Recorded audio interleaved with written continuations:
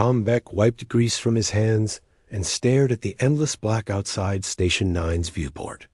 Somewhere out there, humanity was building colonies and fighting wars. Here, he fixed broken ships and counted his remaining food packs. The station floated between star systems like a forgotten coin. Ships used to stop for repairs every few days. Now, weeks passed without a visitor. Earth's expansion had moved beyond this sector, leaving Tom behind with his tools and his silence. His morning routine never changed. Check the life support systems. Count the food supplies. Test the communication array that nobody answered. The station's computer had been warning him about failing components for months, but replacement parts stopped coming long ago. Tom made his own parts now. When the water recycler broke, he built a new pump from cargo hauler components. When the air scrubber failed, he rigged a filter system using mining equipment filters. Every repair was a small victory against the void that wanted to claim him. Proximity alarm shattered his quiet afternoon. Tom rushed to the sensor station, expecting another asteroid or debris field. Instead, his screens showed something impossible. A ship hung in space beyond the station, massive and strange. It looked grown rather than built, with smooth curves and crystalline sections that caught starlight. Tom had never seen anything like it. The vessel was easily 10 times larger than Earth's biggest warships, but it drifted without power. Scorch marks covered its hull, and several sections showed signs of severe damage. Whatever had hurt this ship had been incredibly powerful. He suited up and took his repair shuttle across the gap. The alien ship's hull felt warm under his gloved hands. Strange symbols covered access panels, but the universal principles of engineering helped him find an entrance. The airlock cycled with a sound like singing crystals dot inside. The corridors were too tall and too wide for humans. Soft blue light emanated from the walls themselves. Tom followed signs of damage toward what looked like an engine room. His footsteps echoed in the alien silence. He found them in a chamber filled with massive crystal formations and organic-looking machinery. Bodies lay scattered across the floor. They were tall and graceful, with pale blue skin and 4 arms. Most were clearly dead, but one still moved weakly near a shattered control panel. The alien looked up at Tom with large, dark eyes. It said something in a musical language, then pressed a device against its throat. When it spoke again, the words came out in broken English. "You ... are not." "Alliance," the alien whispered. "What species?" "Human," Tom said, kneeling beside. "The injured being. My name is Tom. What happened to your ship?" "I am Kel," the alien replied. "We fought ... the Devourers. They destroyed everything. My ship carries ... important data. Cannot let them have it." Tom helped Kel sit up against a crystal formation. The alien's breathing was labored, and dark blue fluid seeped from wounds on its arms. Around them, the ship's damaged systems sparked and flickered. "The Devourers consume worlds," Kel continued. "They turn planets into hive nests. The Alliance has fought them for decades. We are losing. This data, it could help us win, but my ship is dying." Tom examined the alien technology surrounding them. The engine room looked more like a garden than a machine shop. Crystalline components grew from organic bases, and energy flowed through living conduits. It was beautiful, elegant, and completely beyond his understanding. "I don't know how to fix this," Tom admitted. "Your technology is too advanced." Kel's large eyes focused on him. "Advanced ... yes, but fragile. When something breaks, we grow. Replacements. It takes time we do not have. Your people, you build differently?" Tom thought about the countless repairs he had made on Station 9. Every solution had been crude, functional, and permanent. He looked at the beautiful alien systems again, and realized something important. "We don't just build differently," he said. "We fix differently. When something breaks, we make it work again. We don't replace it, we repair it." Hope flickered in Kel's eyes. "You can repair this?" Tom studied the damaged systems again. The principles were alien, but damage was universal. Metal could be welded. Crystals could be supported. Energy could be redirected. He had spent years making broken things work with whatever materials he had available. "I can try," Tom said, reaching for his toolkit. "But I'll have to do it my way." As he began to examine the first damaged component, Tom realized this moment would change everything. He was no longer just a forgotten mechanic on an abandoned station. He was humanity's first contact with the galactic war, and his simple tools might be the key to victory. Tom worked through the ship's night cycle, his welding torch casting dancing shadows on crystalline walls. Kel watched from a makeshift bed, fascination replacing pain in those large, dark eyes. The human was doing something impossible, fixing Helix technology with primitive tools. "This should not work," Kel whispered as Tom reinforced a cracked crystal matrix with metal bracing. "The harmonics will be disrupted. The energy flow will become chaotic." Tom tested his repair with a handheld scanner. Power flowed steadily through the patched system. "Sometimes chaotic works better than perfect," he said. "Chaos is harder to break." The ship's main engines had taken the worst damage. Where elegant crystal formations once channeled power smoothly, now only fragments remained. Tom studied the wreckage and began building something new. He welded metal supports to hold crystal shards in place and used cable and basic electronics to create backup pathways. "Your repairs look so ... Kel searched for words. "Crude, ugly, but they function. Better than our original design." Tom smiled. "Pretty doesn't matter if it doesn't work. Function over form. That's the human way." As he worked, Kel explained more about the war. The Devourers were not just another alien race. They were a plague that consumed entire star systems.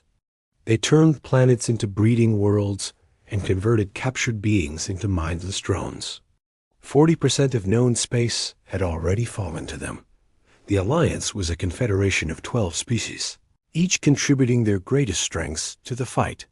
The Helix provided technology, the Valdris offered military strategy, and others brought their own specialties. But they were losing because their enemy adapted faster than they could respond. "The data my ship carries," Kel explained, "contains plans for a weapon that could stop them. A resonance bomb that disrupts their hive mind across multiple systems. But delivering it requires getting close to a Devourer nest world." Tom paused in his welding. "And your ships can't survive that?" "Our vessels are grown, not built. They are powerful but delicate. When damaged in battle, they require complete reconstruction. We cannot perform field repairs quickly enough." Tom looked around the engine room. His crude patches and mechanical reinforcements stood out like scars against the ship's organic beauty. But every system he had touched now ran more reliably than before. "What if that's not a weakness?" he asked. "What if that's exactly what you need?" Over the following days, Tom's repairs transformed the ship. He added redundant systems everywhere, using basic mechanical principles that the Helix had never considered. Where they had elegant single points of failure, he created multiple backup pathways. Where they had delicate crystal matrices, he added metal framework that could absorb damage. The ship's computer complained constantly about the modifications. Tom's patches disrupted the vessel's harmonic frequencies and created energy fluctuations. That offended every principle of Helix engineering. But they worked. "My people will be horrified," Kel admitted as Tom finished reinforcing the navigation array. "This ship looks like ... like ... Like it was built in a junkyard by someone who didn't know any better, Tom finished. But it'll keep running when everything else falls apart. The modifications went deeper than just engineering. Tom taught Kel basic repair techniques using simple tools. The alien's 4 arms made him surprisingly good at welding once he overcame his instinct to seek perfection in every joint. Your species thinks differently about problems, Kel observed, practicing with Tom's spare welding torch. We seek the optimal solution. You seek the working solution. Sometimes working is optimal. Tom replied, a good repair that you can do in 10 minutes beats a perfect repair that takes 10 hours, especially if you're getting shot at. As the ship's systems came back online, long-range sensors began picking up disturbing signals. The Devourer advance had accelerated. They were consuming star systems faster than ever, expanding their territory in all directions. The Alliance fleet is making a stand at Kepler Station, Kel reported from the navigation console. If they fall, the Devourers will have a clear path to the core worlds. Tom made his decision. Then we better get there fast. The ship's engines, now reinforced with human engineering, responded with more power than they had ever produced. Tom's mechanical modifications allowed the organic systems to handle stress loads that would have destroyed the original design.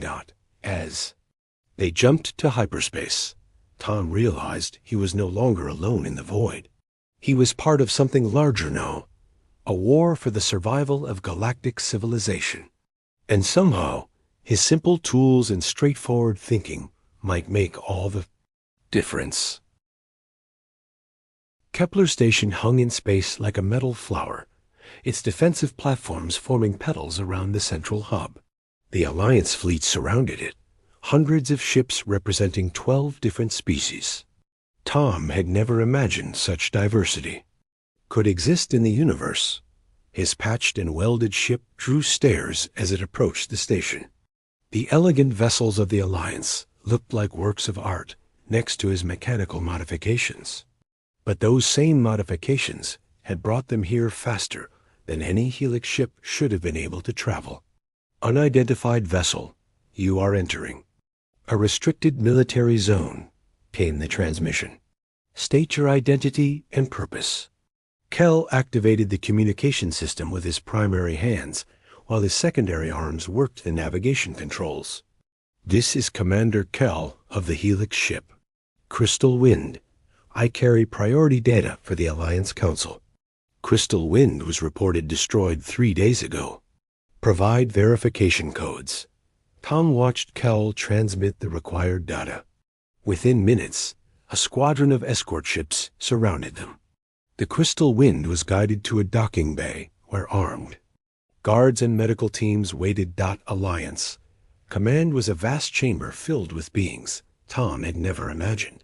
Reptilian Valdris generals stood beside flowing ethereal advisors. Insectoid Nexari clicked and chittered near crystalline quartz delegates. At the center, Fleet Admiral Rex commanded from a raised platform. Rex was Valdris, 7 feet tall, covered in green scales, with eyes like yellow searchlights. He studied the newcomers with obvious suspicion. Commander Kel, you were presumed dead, Rex said in a voice like grinding stone. And you brought this creature with you. Admiral, this human saved my ship and my mission, Kel replied. His repairs made it possible for us to escape the Devourer attack. Rex's gaze fixed on Tom. Human? We have no records of this species in Alliance territory. Tom stepped forward. We're from Earth. We're not part of your alliance, but we're willing to help fight these Devourers.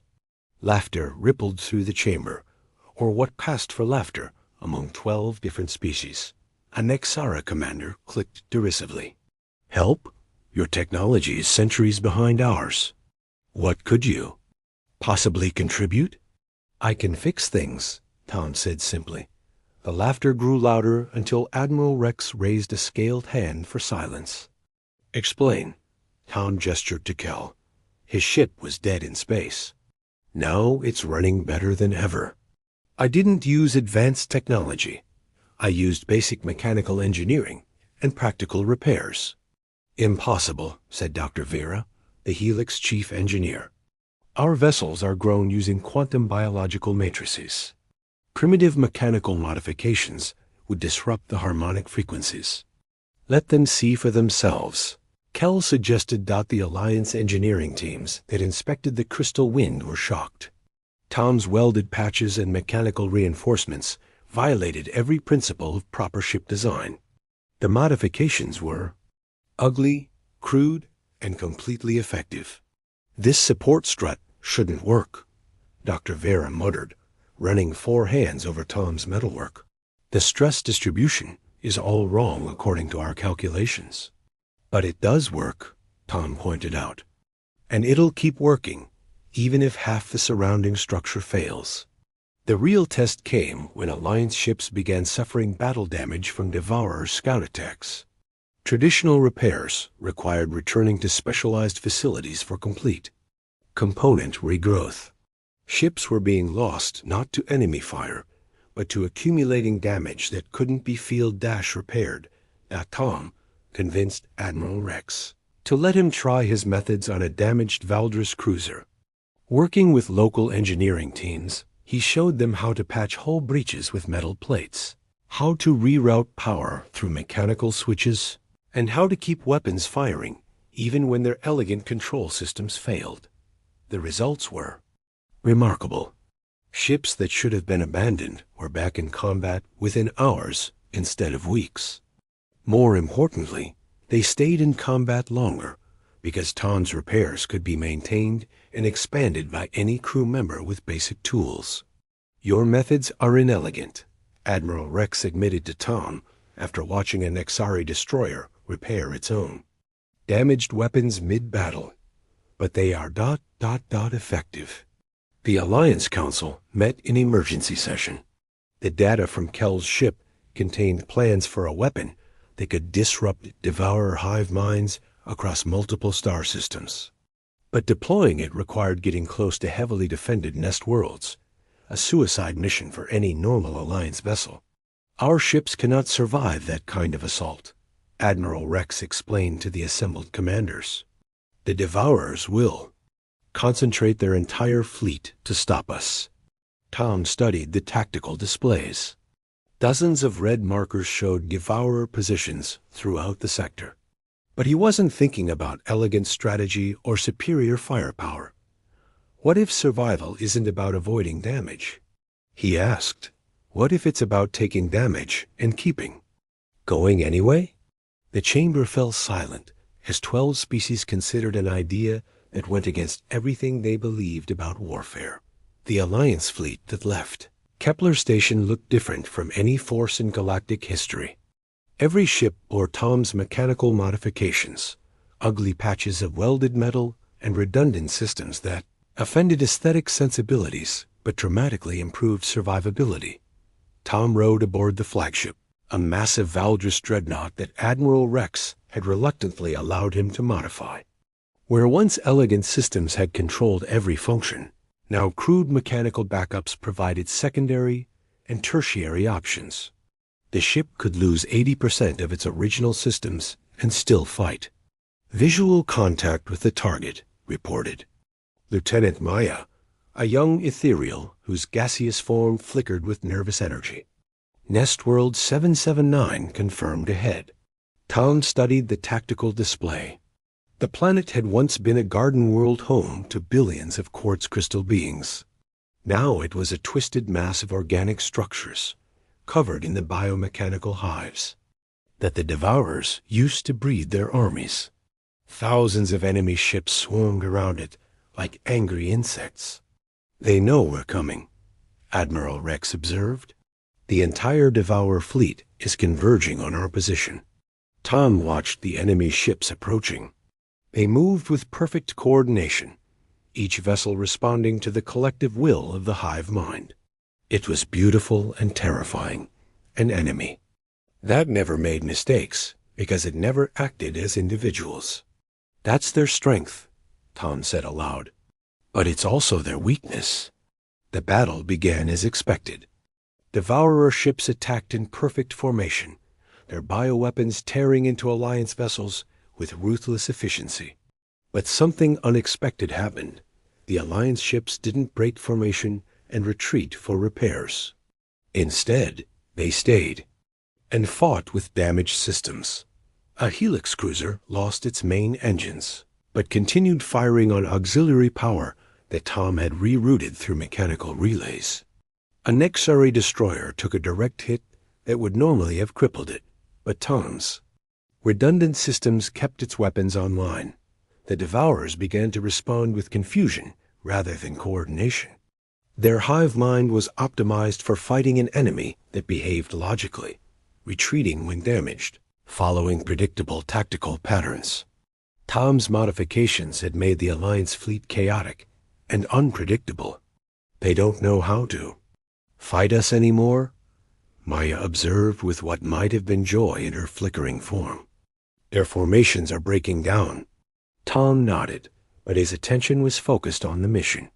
The resonance weapon had to be delivered to the planet's core to disrupt the hive mind network. Every minute of combat brought them closer to that goal, but also cost them ships they couldn't afford to lose. Breakthrough achieved, Admiral Rex announced. Clear path to the planet's surface.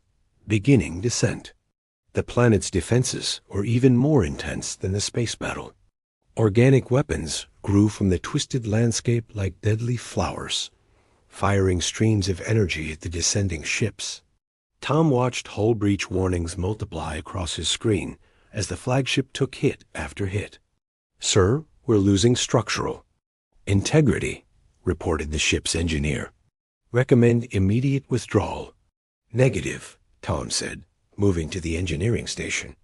"Reroute all non-essential power to the shields. Shut down everything we don't need to deliver the weapon." His fingers flew over controls he had modified with mechanical switches and manual overrides, where the ship's computer insisted certain systems were critical. Tom's experience told him they were luxuries. Life support to empty sections off. Artificial gravity to storage areas off. Even the elegant lighting systems that made Valder's ships beautiful off. The flagship limped through the planetary defenses like a wounded animal, but it kept moving. Other ships weren't as fortunate. Tom watched friends he had made during the modifications die as their vessels were torn apart by Devourer weapons. But some ships made it through because of his work. When their main systems failed, mechanical backups took over.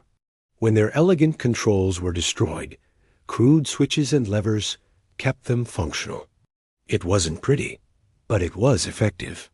"Target zone reached," the navigation officer announced. Deploying resonance weapon. The device that had once been an elegant piece of Helix technology now looked like something Tom might have built in Station 9's workshop. He had added mechanical timing systems, redundant triggers, and backup detonation methods. If the Devourers damaged the weapon during deployment, it would still function. The device buried itself in the planet's core and activated with a pulse that Tom felt in his bones. Across the planet's surface, Devourer hive structures began to convulse and collapse. A perfect coordination that had made them so dangerous was breaking down. "It's working," Maya whispered. "The hive mind is fragmenting." Tom allowed himself a moment of satisfaction, but he knew this was only the beginning. One planet was free, but hundreds more remained under Devourer control. The galaxy still needed fixing, and he had work to do.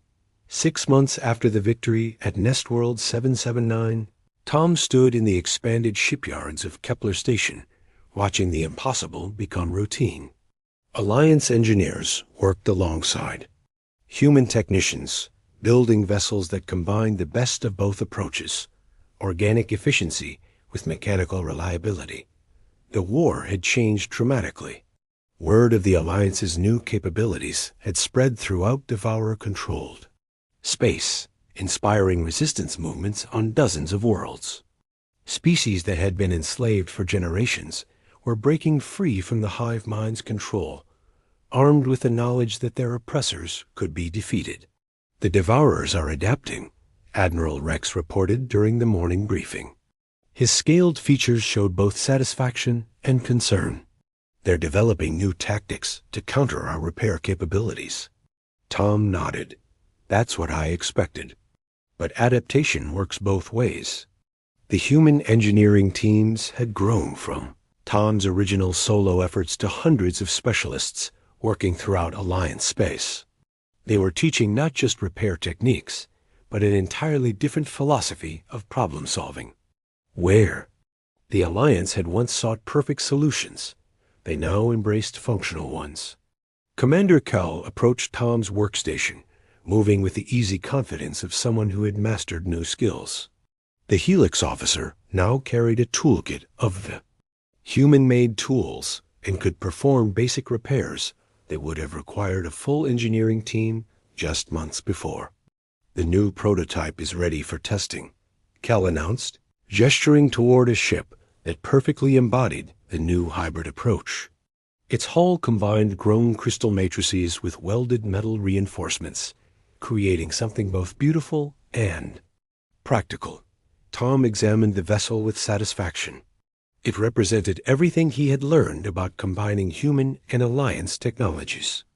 The ship could take tremendous damage and keep fighting, but it also incorporated the advanced capabilities that made Alliance vessels superior to anything Earth had produced. More importantly, Cal continued, we've received confirmation from the Outer Rim. 3 more systems have successfully liberated themselves using our modified resonance weapons. The liberation of enslaved worlds had become almost routine. Tom's mechanical modifications made the resonance weapons far more reliable than their original elegant designs. They could be mass-produced quickly and deployed even in heavily damaged ships. But Tom's thoughts were on a different kind of victory. Earth had officially joined the Alliance 3 months ago, bringing humanity into the galactic community as full partners rather than junior members. Human engineering principles were being integrated into Alliance technology across all fields, not just military applications. There's something else, Cal said quietly. Long-range scouts report that the Devourers are withdrawing from several sectors. They're consolidating their forces around their core worlds. Tom understood the implication. They're preparing for a final confrontation. The Alliance Council met that afternoon to discuss the changing strategic situation. Representatives from 12 species plus humanity gathered around displays showing the current state of the galaxy. The Devourer Empire, once an expanding plague, consuming everything in its path, had been reduced to a cluster of heavily defended systems. Intelligence suggests they're developing new bioweapons, reported General Vac, a Nexari whose chittering translated to grave concern. Our captured worlds indicate massive resource dedication to some kind of ultimate weapon. Admiral Rex studied the tactical displays with yellow eyes that had seen too much war. They know they're losing. This will be their last attempt to regain the initiative. Tom listened to the discussion while mentally cataloging the Alliance's current capabilities. The fleet was larger and more capable than ever before, combining the best aspects of all member species' technologies. But more importantly, it was adaptable in ways that the Devourers couldn't match. Whatever they're building, Tom said finally, we can fix it. The statement drew confused looks from several species representatives until Tom clarified his meaning. They're used to fighting enemies who try to avoid damage, he explained. But we've learned how to take damage and keep going. More than that, we've learned how to fix their weapons and turn them against them. The memory of his first repairs aboard Kell's ship seemed like a lifetime ago. Tom had been a lonely mechanic working on an abandoned station, using simple tools to solve simple problems. Now he was helping to reshape galactic civilization, teaching entire species that sometimes the best solutions were also the simplest ones. The Devourers think their ultimate weapon will end this war, Admiral Rex said with something that might have been optimism in his grinding voice. They don't understand that we no longer fight the way they expect. Tom smiled and reached for his original toolkit, the same battered case he had carried aboard Station 9. Inside were the simple tools that had started everything: wrenches, welding equipment, basic electronics. Nothing fancy, nothing perfect, but absolutely reliable. Let them build their ultimate weapon, he said. I'll bring my wrench. The galaxy had learned that sometimes the most powerful force wasn't advanced technology or elegant solutions. Sometimes it was just the stubborn human refusal to accept that anything couldn't be fixed with the right tools and enough determination. And Tom Beck, the mechanic who had once fixed cargo haulers in the lonely void, was ready to fix whatever the universe threw at them next.